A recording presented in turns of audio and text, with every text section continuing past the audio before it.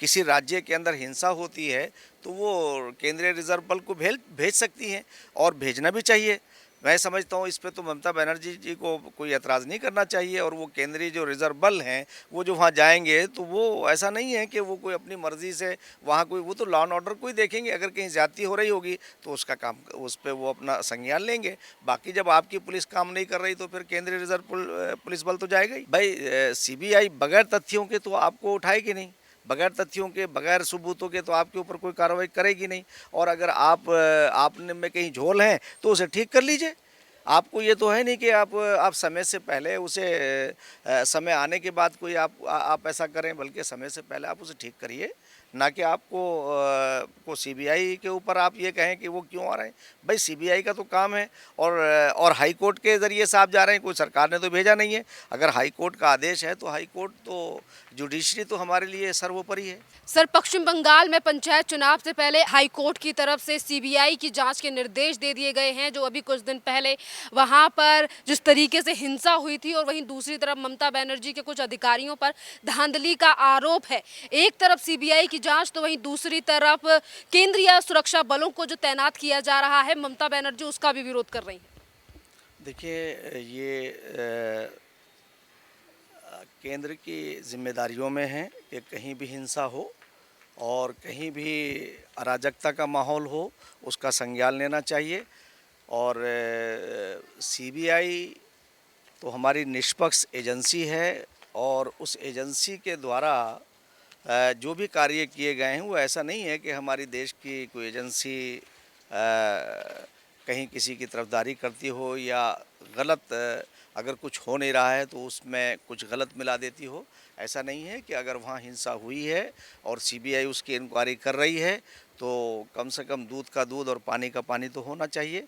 तो अगर पश्चिमी बंगाल के अंदर सीबीआई जा कर के इंक्वायरी करती है और वो हिंसा का संज्ञान लेती है तो मैं समझता हूँ कि ये कोई बुरी बात नहीं है। और इसका ममता बनर्जी को इसे फेस करना चाहिए।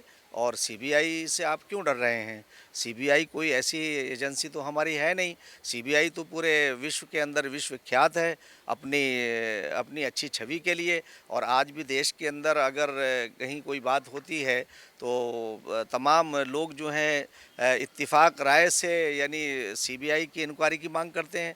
तो अगर सीबीआई कहीं किसी की इंक्वायरी कर रही है और सीबीआई को ये मालूम होता है कि भाई यहाँ गलत हुआ है तो सीबीआई ऐसे लोगों को पकड़ती भी है, उन पर कार्रवाई भी करती है और उन पर कार्रवाई करनी भी चाहिए। सर, एक तरफ हिंसा की जांच करने के लिए हाई कोर्ट की तरफ से ये ऑर्डर दिया गया है, और ममता बनर्जी इससे पहले भी कई बार सीबीआई और ईडी को लेकर सवाल उठा चुकी हैं कि केंद्र सरकार के कहने पर ये एजेंसियां काम कर रही हैं। क्या ममता बनर्जी हिंसा को लेकर डरी हुई हैं कि सच सामने आ जाएगा?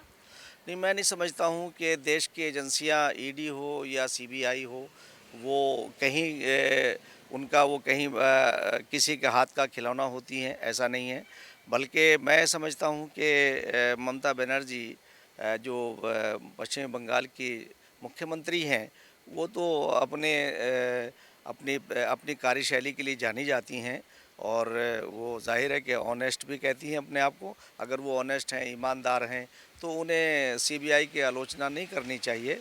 और सीबीआई भी मैं समझता हूँ कि दूध का दूध और पानी का पानी करेगी। ऐसा नहीं है कि वो निर्दोषों को जेल में डालेगी और दोषियों को छोड़ देगी। ऐसा मैं अपनी एजेंसी से उम्मीद नहीं करता हूँ। मैं सीबीआई के ऊपर फेथ करता हूँ और उन्हें उनकी कार्यशैली की प्रशंसा भी करता हूँ। और उन्हें ऐसा निष्पक्ष होना भी चाहिए कि अगर कहीं गलत हो तो जाहिर बात है हमारी उम्मीदें जाकर के सीबीआई पे जाके ठहरती हैं।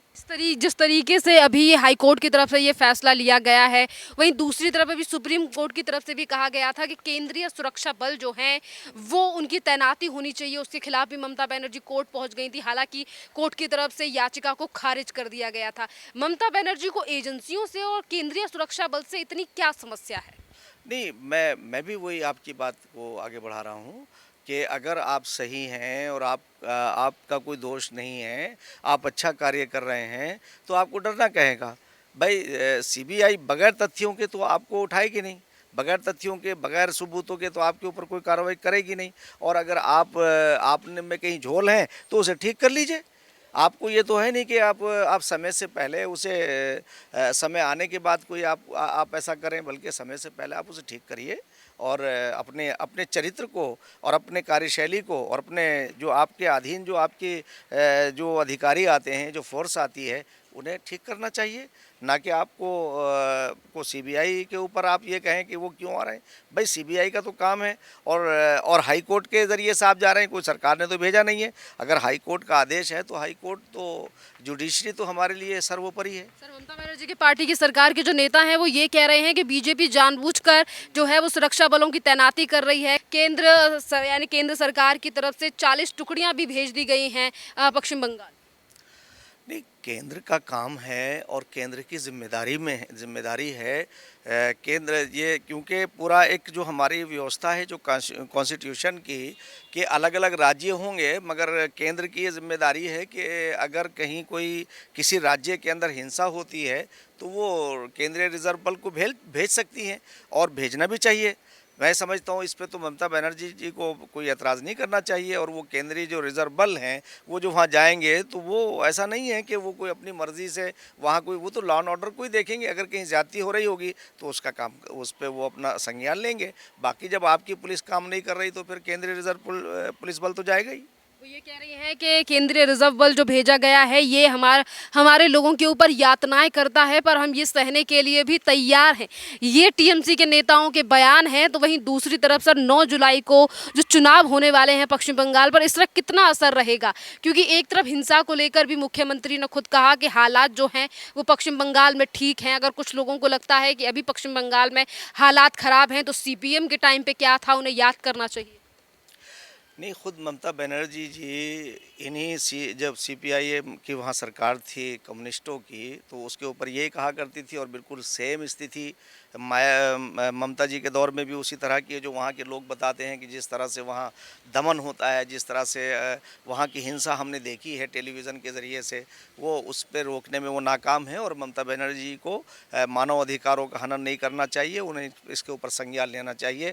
और गरीब आदमी जो वहाँ जो हिंसा का शिकार होते हैं, कोई अमीर आदमी तो होता नहीं है। और उस पर मैं समझता हूँ कि सरकार की जिम्मेदारी है कि लॉ एंड ऑर्डर को मेंटेन करें। लॉ एंड ऑर्डर अगर मेंटेन होता तो केंद्रीय रिजर्व पुलिस बल की जाने की ज़रूरत क्या थी।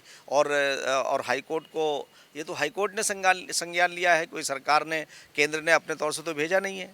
सर, जिस तरीके के हालात पश्चिम बंगाल में हैं और आने वाले 2024 के चुनावों के लिए ममता बनर्जी अन्य राज्य सरकारों के साथ, पार्टियों के साथ मिलकर 2024 के चुनाव लड़ने की, जीतने के लिए लगातार स्ट्रेटजी तैयार कर रही हैं। पर आज जिस तरीके के हालात पश्चिम बंगाल में हैं, क्या पश्चिम बंगाल के हालातों को देखते हुए अन्य राज्यों की जनता भरोसा करेगी ममता बनर्जी पर, जिस तरीके से वो ऐलान कर रही हैं कि उत्तर प्रदेश में ममता बनर्जी और टीएमसी मिलकर चुनाव लड़ेंगी? नहीं, देखिए, ये तो हमारा जो सिस्टम है, हम लोकतंत्र के अंदर रहते हैं और लोकतंत्र के अंदर जनता जनार्दन जो है उसका अपना जनाधार, उसका अगर वो समर्थन देती है और जनाधार देती है जिस पार्टी को भी, उसकी सरकार बनेगी। और ममता जी को भी पूरा हक है कि वो आकर के यूपी के अंदर किसी से भी अलायंस करके लड़ सकती हैं। मगर सवाल तो ये है कि वो इससे पहले भी लड़ी हैं, क्या वो श्री नरेंद्र मोदी जी और उनकी टीम का मुकाबला कर पाएंगे? इसलिए कि 9 साल का काम है प्रधानमंत्री नरेंद्र मोदी जी का, जो उन्होंने विकास किया है। और उसके देखिए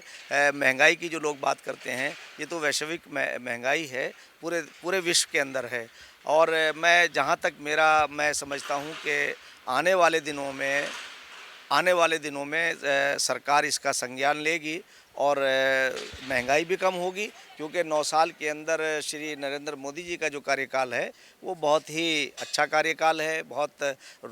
इतने रोड डेवलप हुए हैं कि आपके जो हमारा सफ़र 6-6 घंटे में होता था, 10-10 घंटे में होता था, आज 3 घंटे में आ जाते हैं, 1 घंटे के अंदर आ जाते हैं। तो ये सारी चीज़ों का संज्ञान भी जनता लेगी और जनता इन सारे कामों को देख कर के फैसला करेगी कि किसे जो है वो 2024 में किसे वो सुल्तान बनाएगी, किसे अपना प्रधानमंत्री बनाएगी। तो इसलिए मैं समझता हूँ कि नरेंद्र मोदी जी अभी तो मेरा अपना अनुभव तो ये कहता है कि श्री नरेंद्र मोदी जी 2024 में आएंगे और उनका कोई मुकाबला नहीं कर पाएगा।